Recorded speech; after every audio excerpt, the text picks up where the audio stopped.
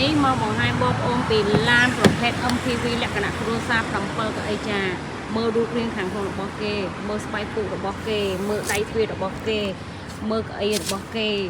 មើលតាប់ឡូរបស់គេមើលអេក្រង់របស់គេមើលដៃចង្កូតរបស់គេនិយាយថាគឺអែមមួយសេតហ្មងបងប្អូនអើយចូលទៅអត់តិចឲ្យស្រឹមឲ្យពុកឲ្យទុនឲ្យល្មើយ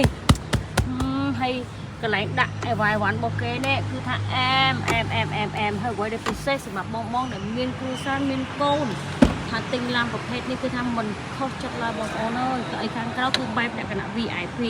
ស្បែកពុករបស់គេនិយាយថាមកអែមអង្គុយឡើងទៅមានអារម្មណ៍ថាស្រស់ស្រាយមែនតើនេះមានកន្លែង